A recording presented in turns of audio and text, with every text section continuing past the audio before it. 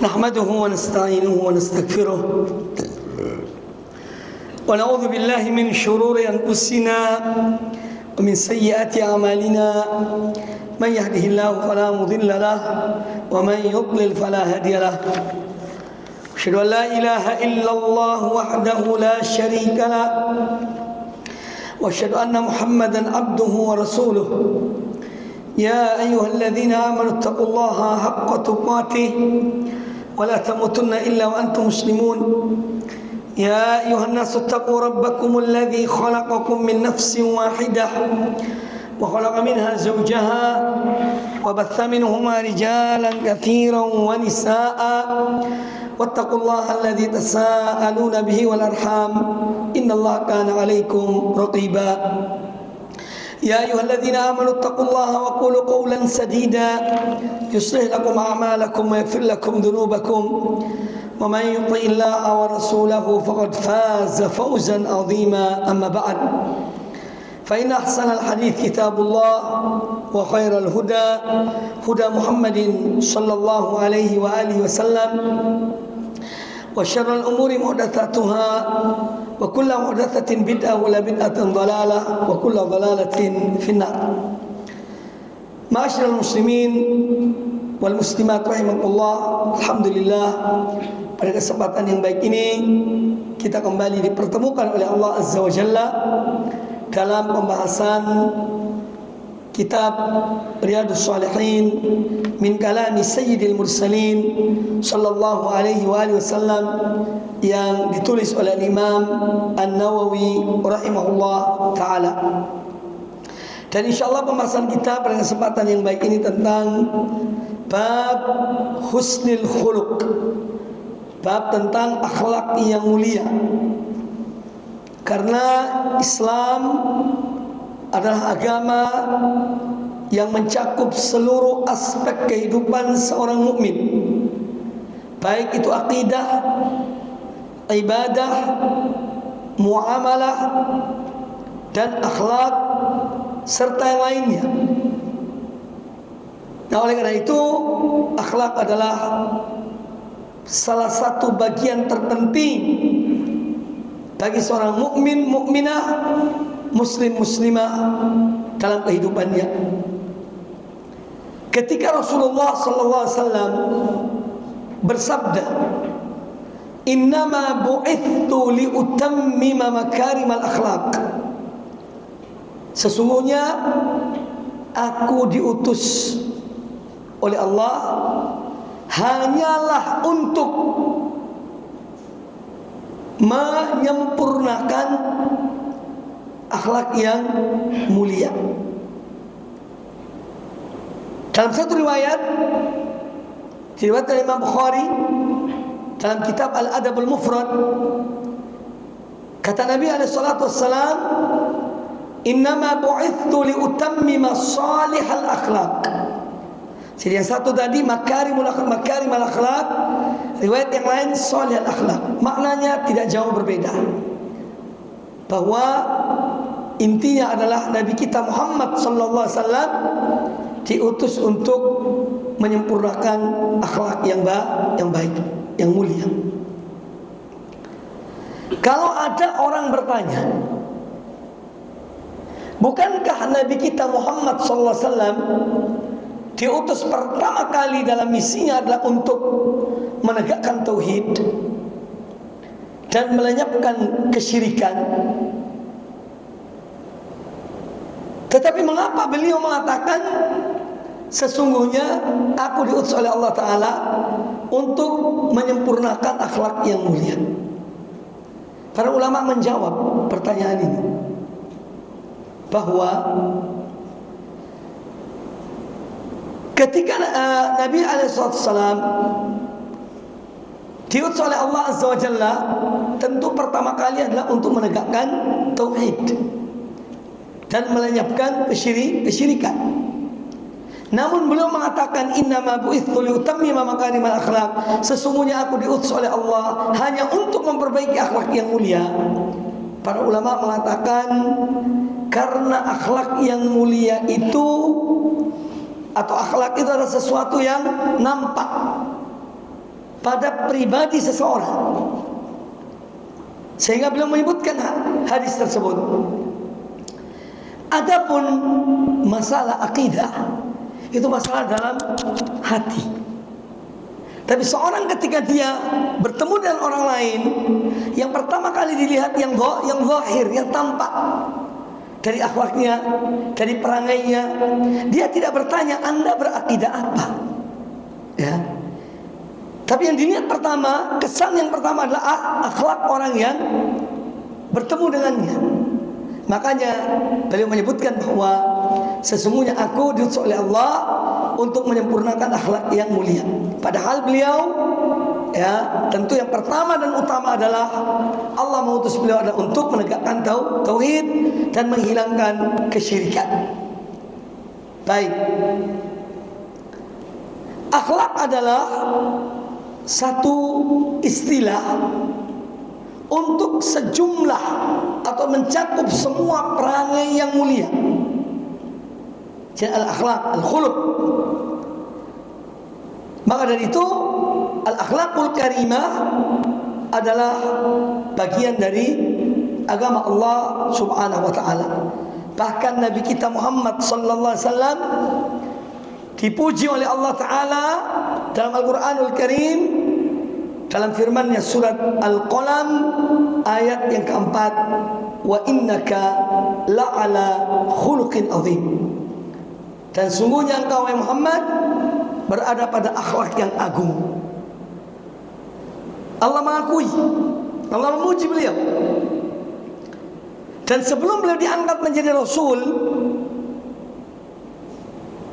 beliau itu ditempa, ya, oleh Allah Azza wa Jalla, dibimbing oleh Allah Azza wa Jalla akan akhlaknya. Dari kejujuran, amanah, menepati janji, dan yang lainnya. Dari akhlak-akhlak yang mulia,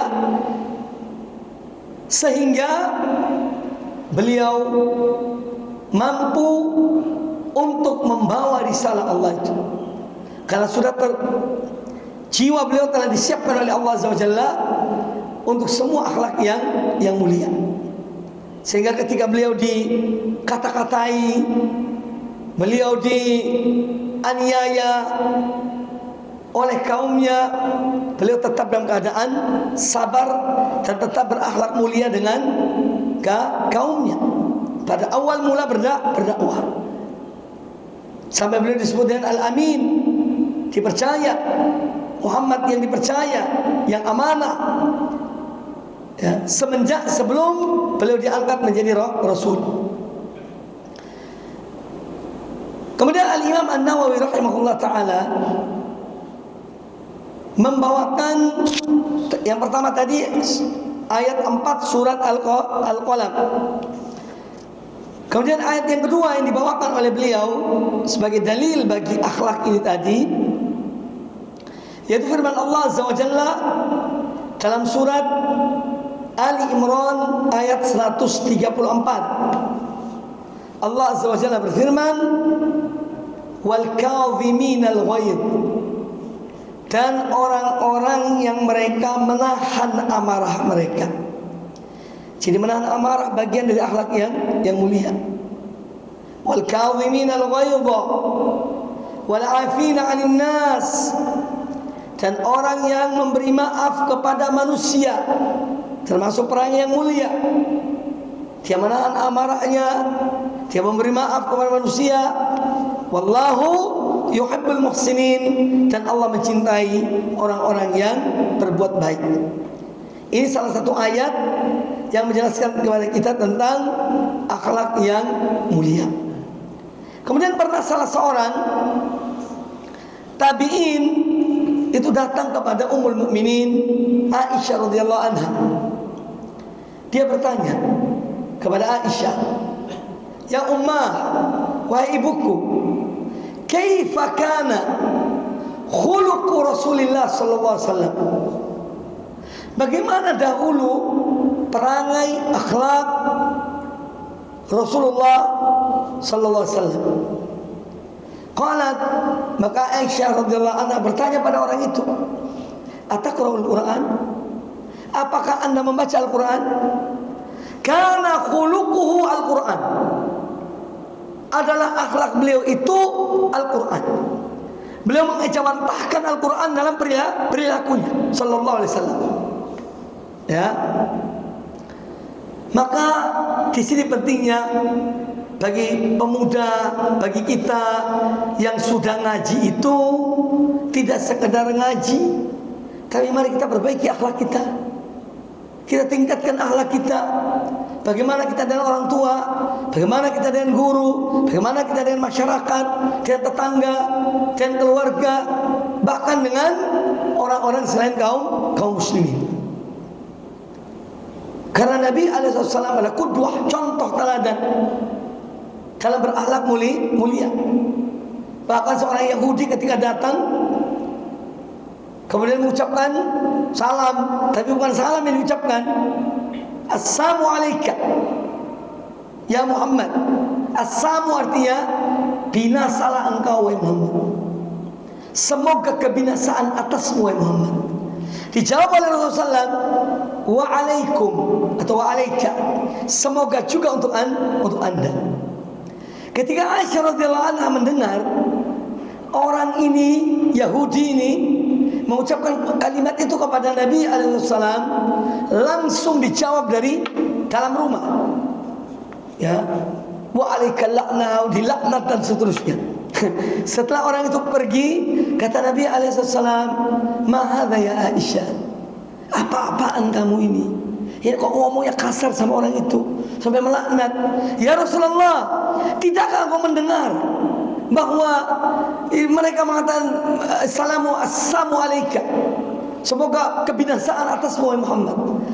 Kata Rasulullah SAW, ya Aisyah, bukankah sudah aku jawab waalaikum, semoga atas kamu juga kebinasaan itu. Ini salah satu contoh perangai akhlak Nabi sallallahu alaihi wasallam ya dengan orang-orang yang sangat benci kepada Islam. Dan masih banyak kalau kita berbicara tentang akhlak Rasulullah SAW, contoh-contoh beliau, bagaimana beliau di rumahnya, bagaimana beliau dan para sahabat beliau, bagaimana beliau dalam perjalanan dan seterusnya. Kita akan jumpai ya sekian banyak contoh-contoh akhlak yang mulia yang dicontohkan oleh Nabi sallallahu alaihi wasallam. Kemudian adapun ayat hadis-hadis yang dibawakan oleh An-Nawawi rahimahullah taala dalam masalah ini, di antara yang pertama adalah hadis Anas bin Malik radhiyallahu anhu. An Anas bin Malik an Anas radhiyallahu anhu qala, dari Anas radhiyallahu anhu beliau berkata, kana Rasulullah sallallahu alaihi wasallam ahsanan nasi khuluqan, adalah Rasulullah sallallahu alaihi wasallam manusia yang terbaik akhlaknya, terbaik perangainya. Ini persaksian dari seorang sahabat yang namanya Anas bin Malik, yang mana beliau tinggal bersama Nabi alaihissalam selama 10 tahun.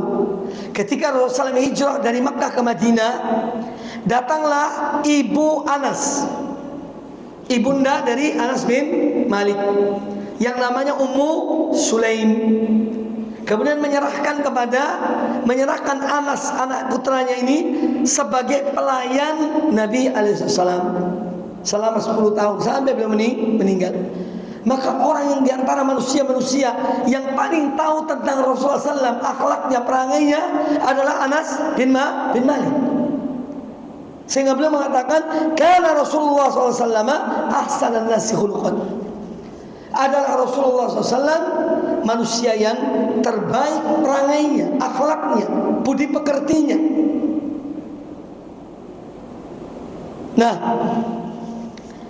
perlu diketahui bahwa akhlak itu sebetulnya sama dengan rezeki. Allah membagi rezeki kepada hamba-hambanya sesuai dengan takarannya. Si A sekian, si B sekian, sudah catat semua rezeki seseorang semenjak dalam perut ibunya. Nah, demikian pula akhlak. Akhlak itu anugerah dari Allah. Dan Allah memberikan akhlak itu kepada hamba-hambanya sama dengan rezeki. Ada yang banyak akhlaknya, bagian dari akhlaknya diberikan banyak. Ada yang hanya sedikit. Maka kita melihat ada orang yang punya akhlak, ada orang yang tidak punya akhlak. Ada orang yang akhlaknya biasa-biasa saja, dan seterusnya. Karena itu semua adalah nikmat dari Allah, pemberian dari Allah Ta'ala, sesuai dengan apa yang Allah kehendaki. Dan manusia yang paling banyak diberikan bagian dari akhlak adalah Rasulullah Sallallahu Alaihi Wasallam.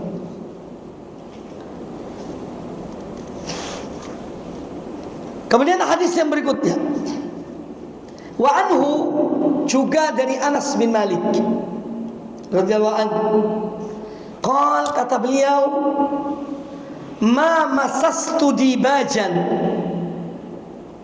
wala hariran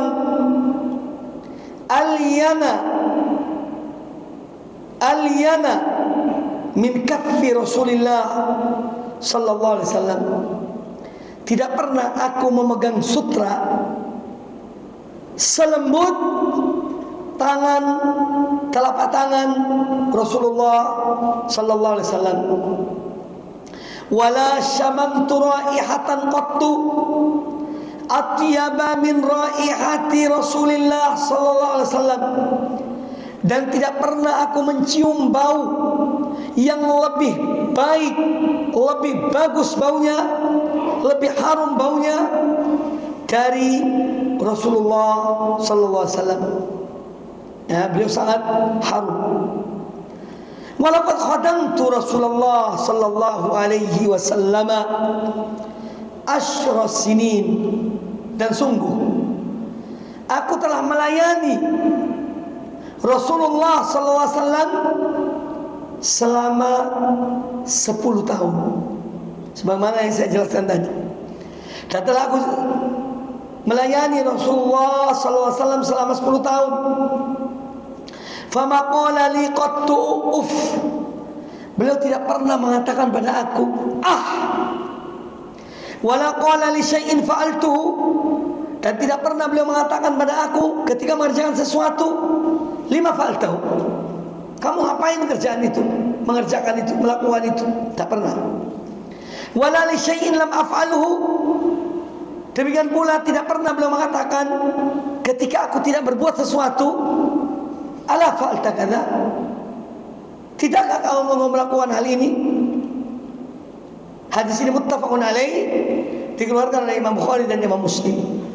Jadi persaksian dari Anas bin Malik radhiyallahu an tentang kemuliaan Rasulullah sallallahu alaihi wasallam zahiran wa batinan.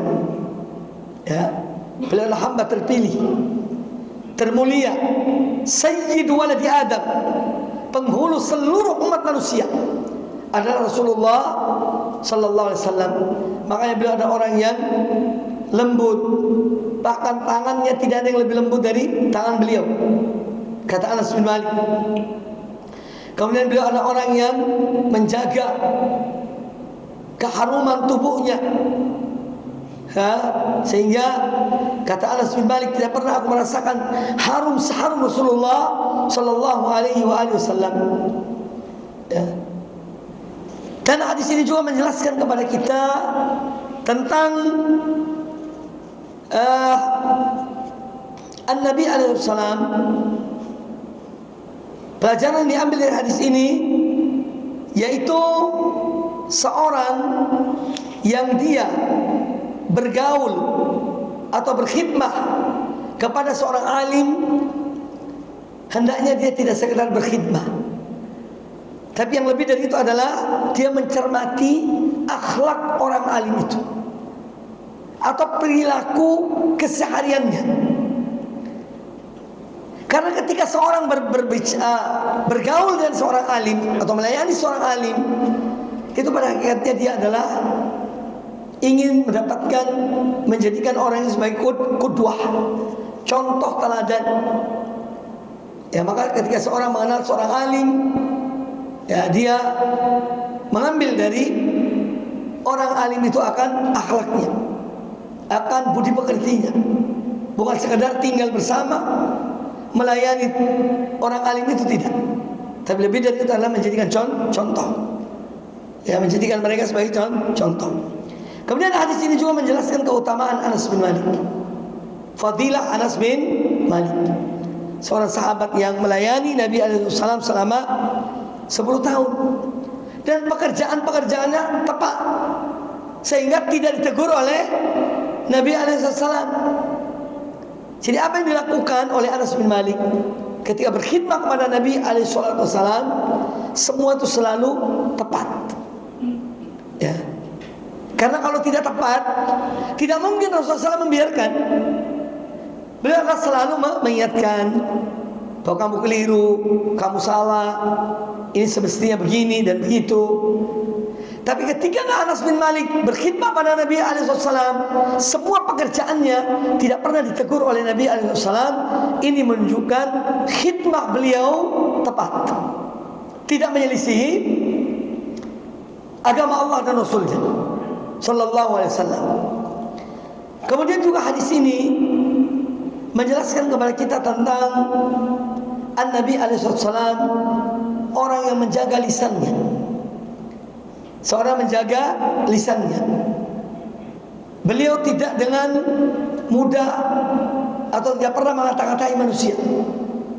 Kalau beliau menegur dengan cara yang baik, itu adalah salah satu perangai Nabi SAW. Kemudian hadis yang berikutnya, wa an As-Sa'b bin Jathamah radhiyallahu anhu qala, dari As-Sa'bi bin Jathamah radhiyallahu anhu, beliau berkata, ahdaitu Rasulullah sallallahu alaihi wasallam himaran wahsyian. Pernah saya memberikan hadiah kepada Rasulullah sallallahu alaihi wasallam seekor keledai liar. Ya, seekor binatang, tapi bukan keledai yang jinak yang digunakan, tidak. Keledai yang liar, keledai yang tidak ada pemiliknya, dalam arti kayak seperti binatang buruan, karena tidak dipelihara, dia yang bebas di padang pasir. Faraddahu alayya, ketika Nabi SAW diberikan hadiah oleh As-Sa'b bin Jathamah ini, faraddahu alayya, Rasulullah SAW mengembalikan hadiah itu. Falamma ra'a ma fi wajhi, ketika beliau melihat wajah As-Sa'b bin Jathamah berubah wajahnya karena Rasulullah SAW tidak menerima hadiahnya, qal, Nabi SAW langsung mengucapkan ini supaya orang ini tidak tersinggung. Faqal, maka beliau mengatakan kepada As-Sa'b bin Jathamah radhiyallahu an, inna lam naruddahu alaika illa anna hurumun, sesungguhnya kami sebenarnya tidak menolak hadiahmu ini kepada kami, namun kami dalam keadaan berihram. Dalam keadaan berihram. Itu alasannya beliau mengembalikan karena dalam keadaan berihram. Hadis ini muttafaqun alaih, keluar dari Imam Bukhari dan Imam Muslim dalam sahihnya. Jadi ketika itu Nabi SAW sedang berihram, dalam arti sedang melakukan ihram untuk haji atau ihram untuk umrah. Ya. Nah, sekarang apa hukum makan dari binatang buruan ketika sedang ihram? Jawabannya, apabila binatang buruan itu sengaja diburu oleh seseorang untuk memberikan kepada yang sedang berihram, ini hukum makannya tidak boleh. Ya. Jadi kalau misalnya ada orang sedang berburu, tujuan berburu dia akan berikan pada orang-orang musafir yang sedang pergi umrah atau haji. maka itu tidak boleh makan. Tapi kalau dia berburu untuk dirinya, dia berburu untuk dirinya, orang yang sedang berihram, orang yang berburu ini, dia berburu untuk dirinya, kemudian ada bagian dari daging ihram itu, daging buruan itu diberikan kepada orang yang sedang ihram, itu boleh. Nah, Sa'ab bin Jathama ini memang sengaja dapat informasi bahwa Nabi SAW sedang melakukan ibadah umrah atau haji. Nah, beliau ini ingin, karena belum tahu hukumnya, beliau ingin memberikan sesuatu kepada Nabi SAW, hadiah, penghormatan untuk beliau. Maka dia berburu dengan sengaja keledai liar ini untuk diberikan kepada Nabi SAW. Makanya beliau mengatakan, kami tidak menolak, ya bukan karena apa-apa kami menolak, hanya saja kami dalam keadaan berihram. Jadi keledai itu kalau peliharaan tidak boleh dimakan. Tapi kalau keledai hutan, keledai yang liar, itu boleh dimakan.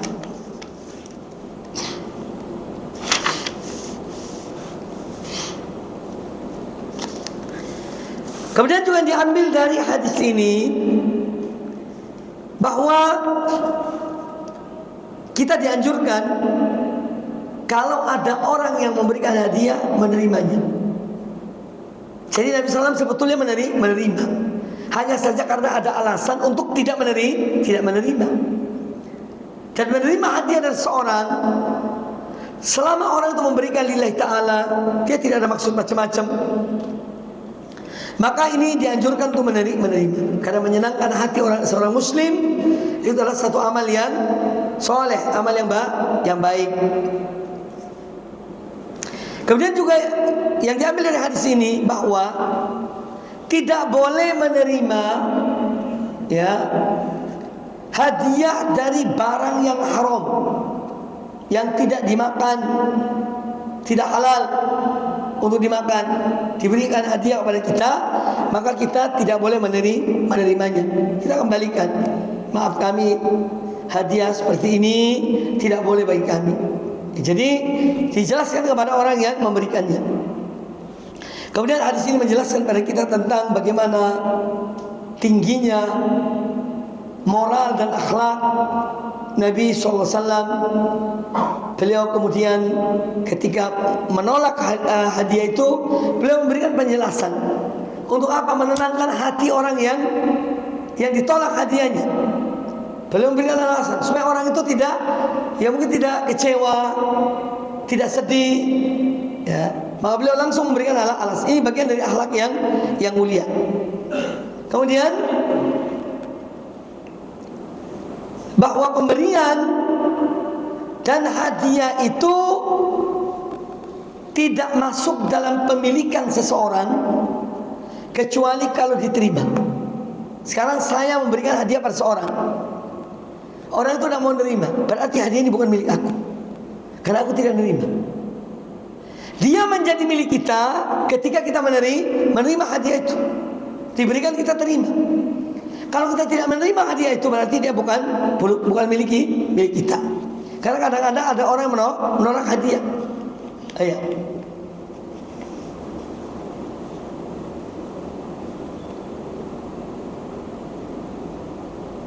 Kemudian hadis ini juga menjelaskan kepada kita tentang bolehnya kita menilai sesuatu dengan melihat tanda-tanda. Kita menilai sesuatu dan melihat tanda-tanda. Ini terambil dari Nabi SAW melihat wajah As-Sa'ab bin Jathama yang berubah ketika itu. Beliau langsung mengambil kesimpulan, dari tanda alamat ini wajahnya berubah, berarti orang ini, yakni dia kecewa. Dia sangat kecewa atas penolakan tersebut. Maka oleh karena itu Nabi SAW langsung memberikan alasan kenapa beliau tidak menerima hadiah tersebut. Dan demikian pula kita dalam pergaulan sehari-hari.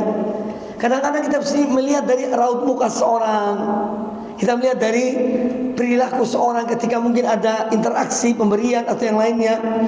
Nah, kalau kita lihat orang ini kelihatan kecewa, orang ini kelihatan sedih, segera kita itu untuk memberi alasan pada orang itu. Jadi menilai sesuatu bisa dengan melihat dari tanda-tanda yang ada pada orang tersebut.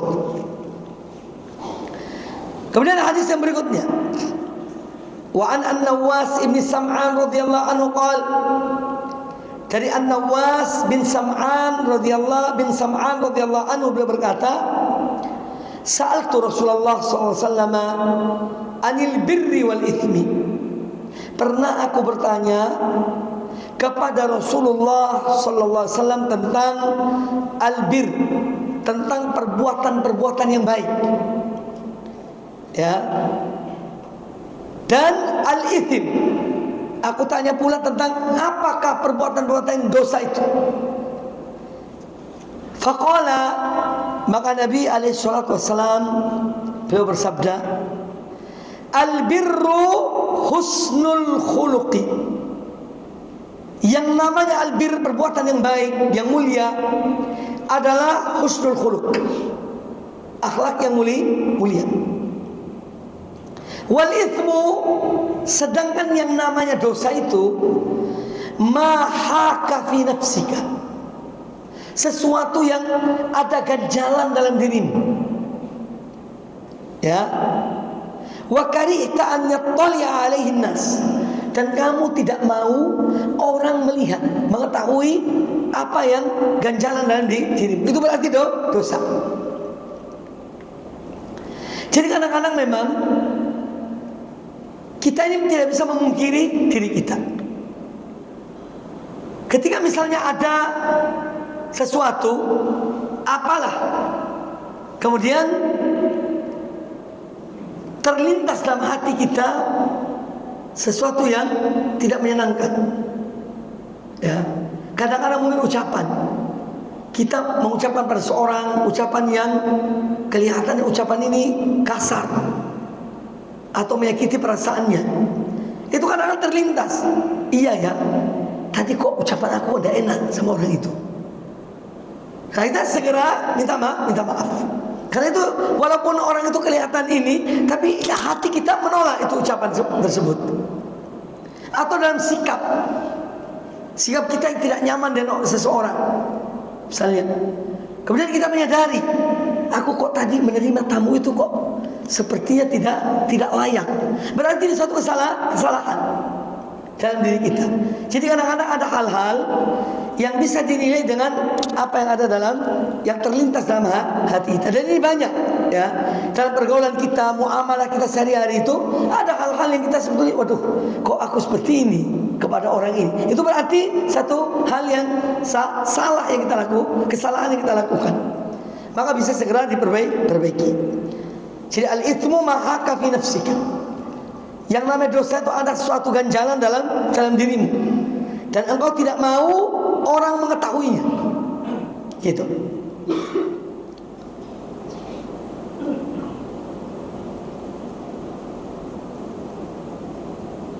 Nah, hadis ini menunjukkan bahwa kata husnul khuluq, akhlak yang mulia ini mencakup banyak amal-amal kebaikan, ya. Jadi akhlak ini ada akhlak pada Allah, akhlak pada Rasulnya, akhlak pada orang tua, akhlak pada tetangga, dan seterusnya. Ya, jadi albirru husnul khuluq. Perbuatan baik itu mencakup semua perbuatan baik kepada hamba-hamba Allah Subhanahu wa taala. Ya, dari sisi akhlak. Kemudian dosa adalah yang mengganjal dalam diri seseorang. Ya. Itu artinya dosa. Kemudian hadis yang berikutnya, wa Abdullah bin Amr bin Al-As radhiyallahu anhuma. Dari Abdullah bin Amr bin Al-As radhiyallahu anhuma qala, beliau berkata, lam yakun Rasulullah sallallahu alaihi wasallam fahishan wala mutafahishan. Rasulullah sallallahu alaihi wasallam itu bukan orang yang berbicara yang keji, ya, wala mutafahishan, dan beliau tidak pernah mengucapkan perbuatan yang keji. Jadi Nabi SAW kalau berbicara, beliau selalu menjaga lisannya. Bukan orang yang keji perkataannya, yakni mengucapkan kalimat yang kotor. Kadang-kadang ada kalimat yang kita ini tidak pantas ucapkan. Ya, contoh kalimat ya kayak makian, bahasa Surabaya masing-masing tahu. Kalau ada ustadz yang ngomong kayak gini, tidak pantas sama sekali. Ya, ya kata itulah. Ya. Yang seperti makian. Iya, saya pernah melewati ada hotel daerah Surabaya, daerah selatan dekat ini Masjid Agung, daerah situ. Ada tulis di situ nasi goreng, terus kalimat itu. Ya, mungkin ada yang tahu. Nasi goreng kok gini namanya? Apa kurang lama ta? Ya, rupanya nasi goreng itu pedas rupanya. Jadi kalau orang makan itu keluar kalimat tersebut sampai diberikan nama kayak gitu. Kita yang malu, yang baca itu malu. Tak pantas ya untuk diucapkan. Ini contoh perkataan keji. Tak pantas. Hatta dalam contoh seperti ini tidak mau saya ucapkan. Karena tidak pantas seorang ustaz, seorang muslim mengucapkannya. Nah, ini contoh, ini namanya bahwa Nabi SAW tidak pernah mengucapkan kata yang kotor. Ya. Atau kalimat TAE, tak pantas. Ya, diucapkan oleh seorang. Ya, dasar gitu. Tidak pantas itu ucapan.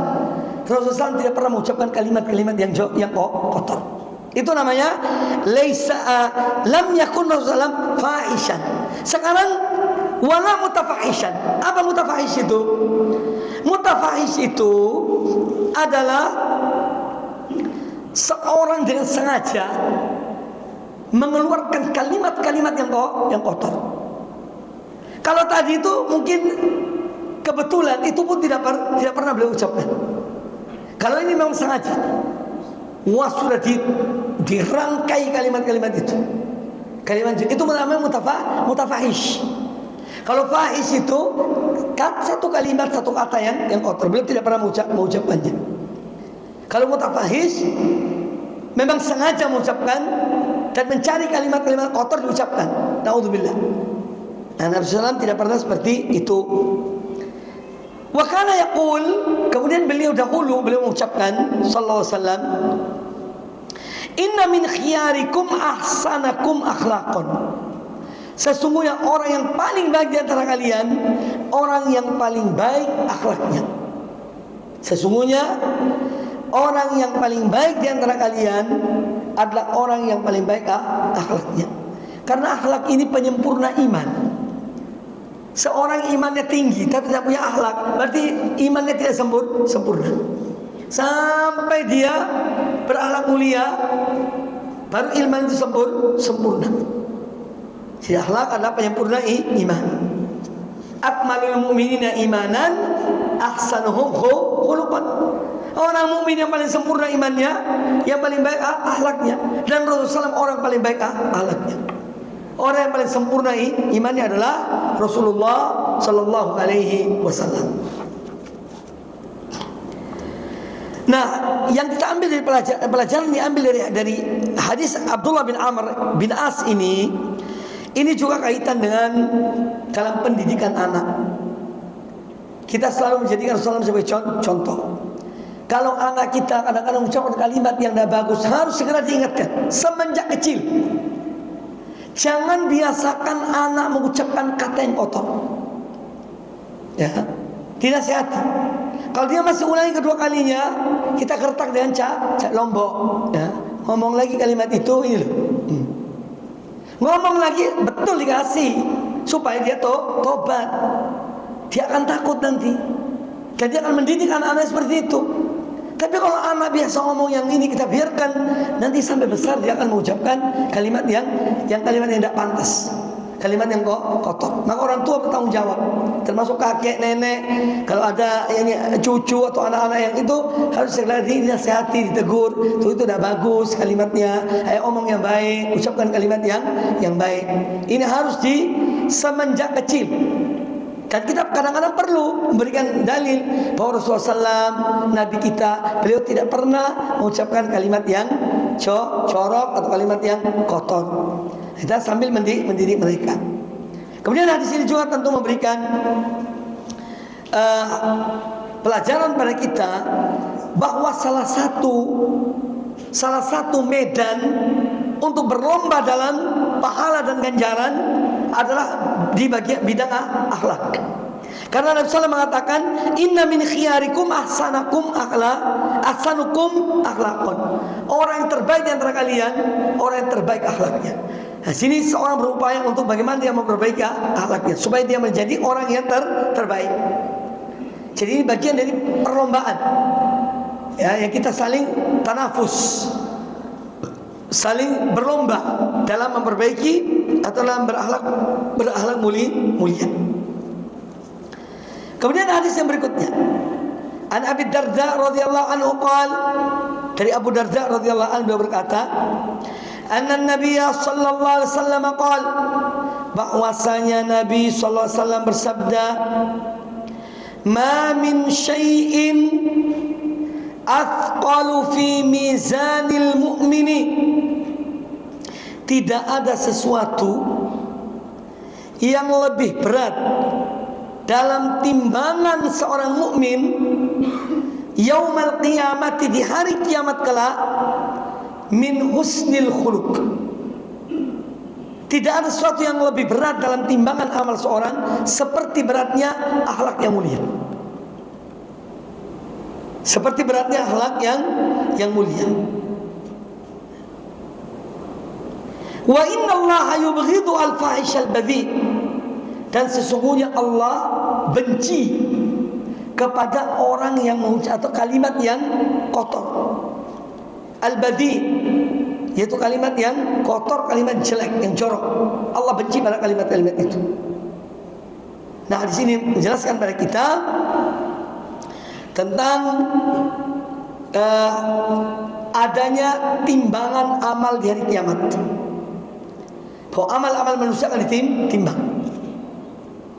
Salah satu pemberat amal atau timbangan amal seorang adalah akhlak yang mulia. Salah satu pemberat amal seorang adalah akhlak yang mulia. Kemudian di sini menjelaskan kepada kita tentang Allah memiliki sifat benci, murka, cinta sesuai dengan kebesaran Allah. Jangan disamakan dengan manusia. Allah tidak sama dengan manusia sifat-sifatnya. Tapi kita wajib menetapkan bahwa Allah memiliki sifat itu. Allah benci, Allah cinta, ya, Allah murka. Nah, sifat-sifatnya ada pada Allah Subhanahu wa taala. Bagaimana wallahu a'lam, kita tidak tahu. Ya, kita tidak mengetahuinya. Makanya disebutkan di sini innallaha yubghidu. Sungguhnya Allah itu murka, benci kepada perbuatan kalimat yang keji dan kalimat yang jorok. Allah tidak senang. Ini untuk kita menjaga diri kita dari kalimat-kalimat yang buruk, kalimat-kalimat yang jorok dalam kita berbicara. Ya. Makanya kadang-kadang sampai dikatakan ketika ada orang berbicara kotor, ini ya ucapannya ya anak-anak jalanan. Kenapa anak jalanan? Pada umumnya anak jalanan itu kurang mendapat pendidikan dari keluarganya, ya. Makanya mereka tidak punya atau kurang akhlaknya sehingga diistilahkan dengan demikian. Padahal tidak semua mereka seperti itu. Mungkin ada mereka yang juga baik, tetap menjaga lisannya. Cuma istilah ini sudah umum. Ini perilaku anak-anak bejat misalnya gitu, atau yang lain. Baik, saya kira cukup, mudah-mudahan bermanfaat bagi kita semuanya. Dan semoga Allah Subhanahu wa taala menganugerahkan kepada kita ilmu yang bermanfaat dan amal yang saleh serta akhlak yang mulia dan kehidupan kita dan istiqamah sampai akhir kehidupan kita meninggalkan dunia ini. Aku qouli hadza wa jazakumullahu khairan. Subhanakallahumma bihamdika asyhadu an la ilaha illa anta astaghfiruka wa atubu ilaik. Wa sallallahu wasallam wa baraka ala nabiyyina wa ala alihi wa sahbihi ajma'in. Tsumma assalamu alaikum warahmatullahi wabarakatuh.